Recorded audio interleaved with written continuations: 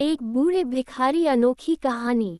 हर दिन एक भिखारी दरवाजे के पास आकर भीख मांगता था और घर का मालिक हमेशा घर के बाहर आते ही उसे देखकर फिर जाया करता। कई बार उसके लिए गालियां भी बकता। वो कहता, तू जिंदा ही क्यों है?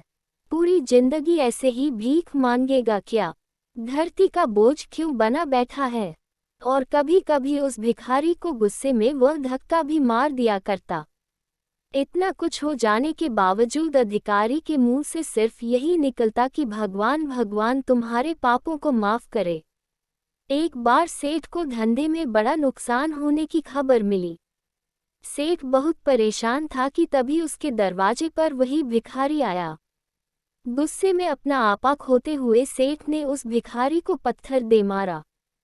पत्थर लगने के कारण भिखारी का सर फूट गया और उसके सर से खून बहने लगा।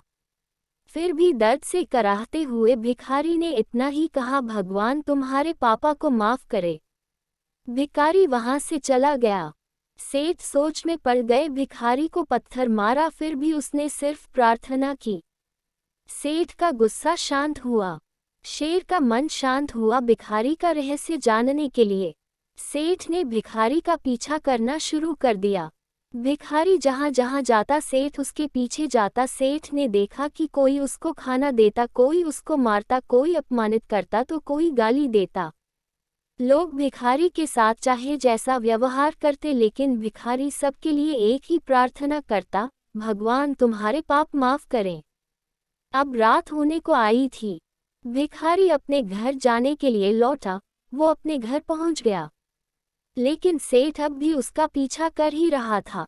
एक पुरानी टूटी हुई खटिया पर एक बूढ़ी औरत लेटी हुई थी, काफी कमजोर और बीमार लग रही थी। वह भिखारी की पत्नी थी। अपने पति को वापस आता देख वह खाट से उठ खड़ी हुई।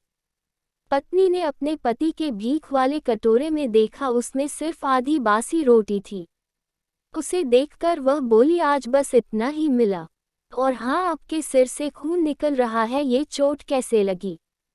बूढ़ा भिखारी बोला, आज बस इतना ही मिला, किसी ने कुछ दिया ही नहीं।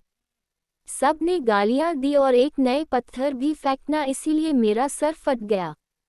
एक गहरी ठंडी सांस लेकर बूढ़ा भिखारी फिर से बोला, यह मेरे ही पापों का फल है। तुम्हें याद है, कुछ सालों पहले हम कितने अमीर थे? क्या कुछ नहीं था हमारे पास? हमारे पास हर चीज़ ज़रूरत से ज़्यादा थी, लेकिन हमने कभी दान नहीं किया। और उससे भी बुरा हमने उस अंधे भिखारी के साथ किया जो हमारे द्वार पर भीख मांगने आया करता था। बूढ़ी पत्नी की आंखों में आंसू आ गए। वह बोली, हाँ, हम उस बेचारे अंधे के साथ बहुत बुरा करते थे। उसका अपमान करते थे, उसे खाने के लिए रोटी की जगह कागज़ दिया करते, उसका मजाक उड़ाया करते और कभी कभी मारा भी करते। मैंने कभी उसको रास्ता नहीं दिखाए। एक बार मैंने उसके मुंह पर मिट्टी भी फेंकी थी और वह हमेशा दुखी होकर यही कहता कि भगवान तुम्हें तुम्हारे किए की सजा देगा, भगवान तुम्हारे पापों की सजा जरूर देगा।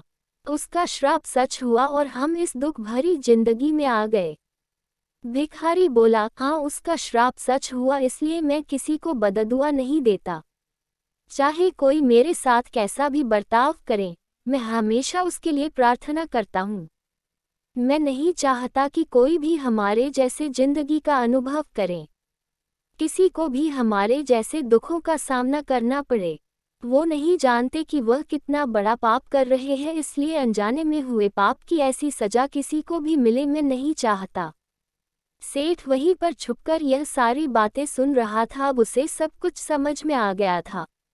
भिखारी और उसकी पत्नी ने वह आधी रोटी मिल बांट कर खाई और भगवान को धन्यवाद बोलकर सो गए।